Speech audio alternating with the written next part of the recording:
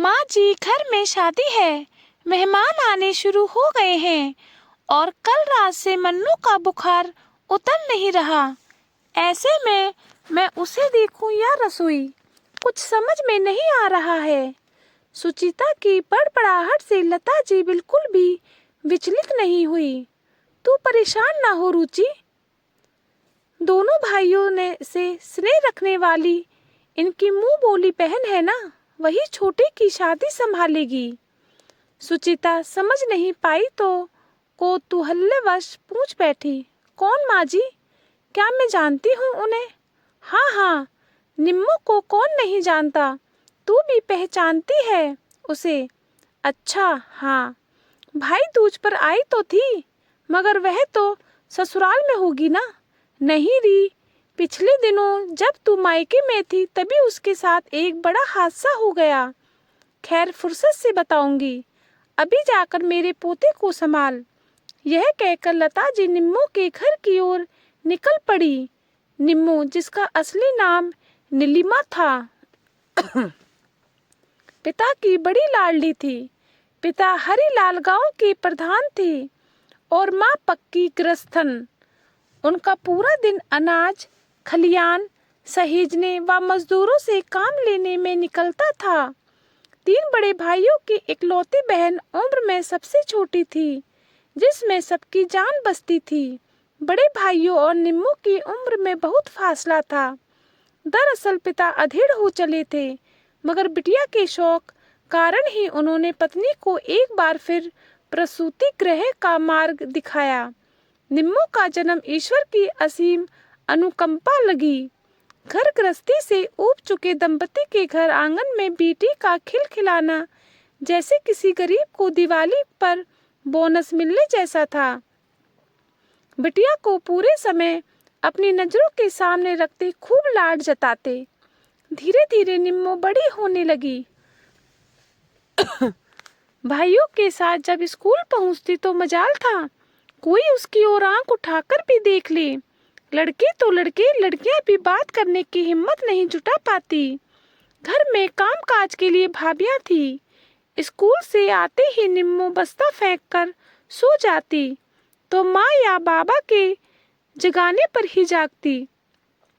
इस तरह वह अल्हड़ किशोरी पहले हाई स्कूल फिर इंटर पास कर गई।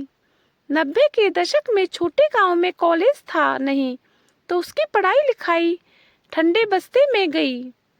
जवान बिटिया को अकेली शहर पढ़ने भेजने से श्रेष्ठकर उसका विवाह करना लगा और हरिलाल जी ने धूमधाम से एक सुयोग्य वर्ग देखकर उसका विवाह रचा दिया।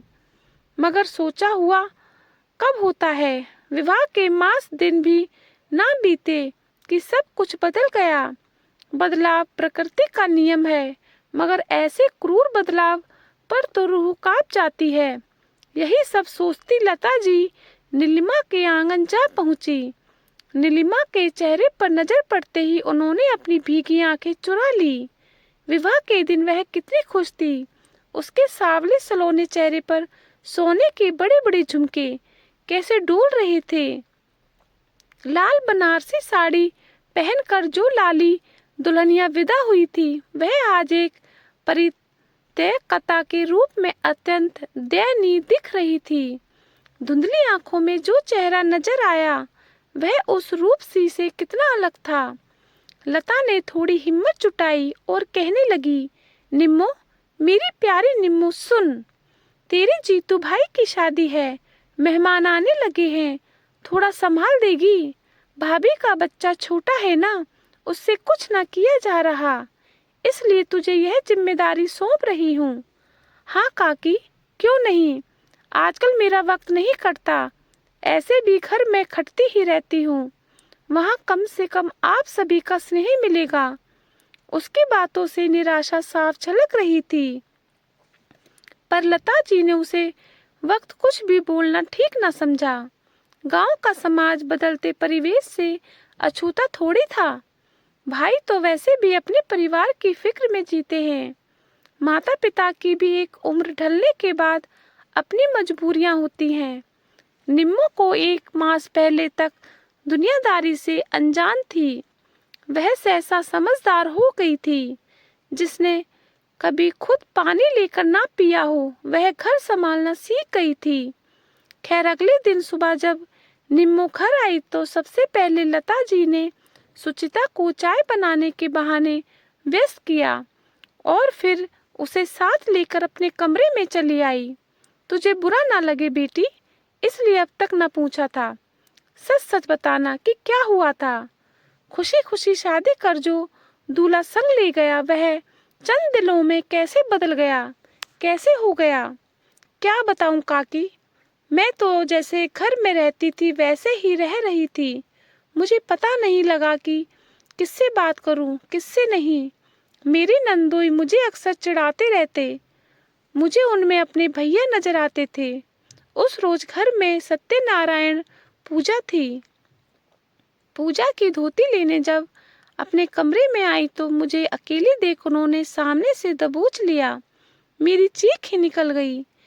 मेरी आवाज पर जब रमेश कमरे में आए तो साथ ही ननद भी आ गई और फिर कहकर वह सुबकने लगी।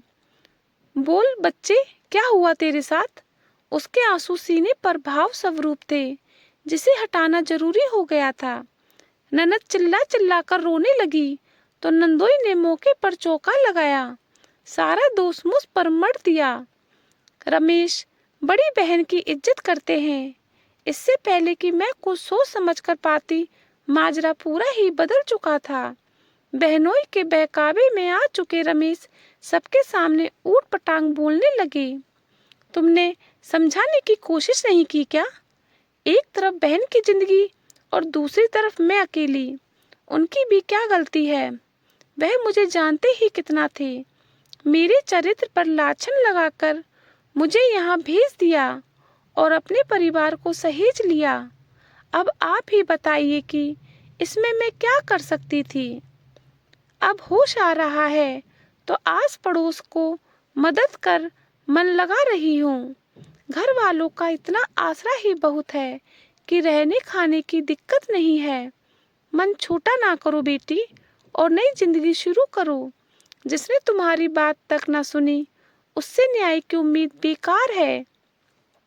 जहाँ कदर ना हो उस राह जाना ही क्यों है। तुम अपने उत्थान में मन लगाओ।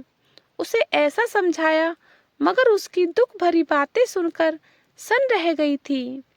उन्हें सपने में भी अंदाजा नहीं था कि इतनी नाजो पली लड़की के साथ ऐसा कुछ हो सकता है।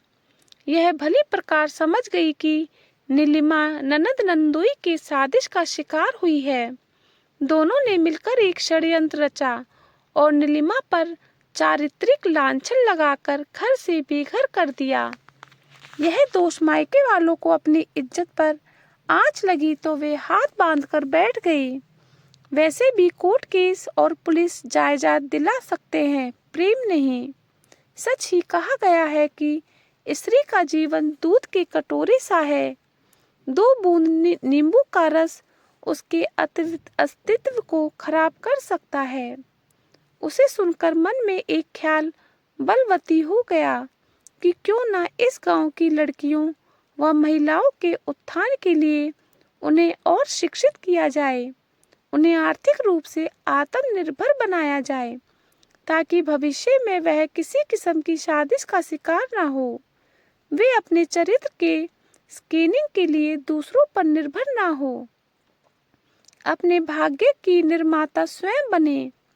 जीतू के विवाह के कुछ दिनों बाद ही लता जी ने नीलिमा के पिता के सहयोग से नीलिमा कार्यशाला की स्थापना की, जिसमें गांव की सभी लड़कियां सिलाई कढ़ाई व बुनाई की ट्रेनिंग करने लगी।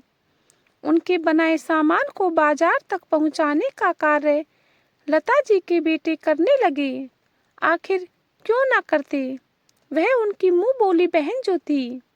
नीलिमा के साथ साथ गांव की हर महिला आर्थिक रूप से आत्मनिर्भर होती चली गई।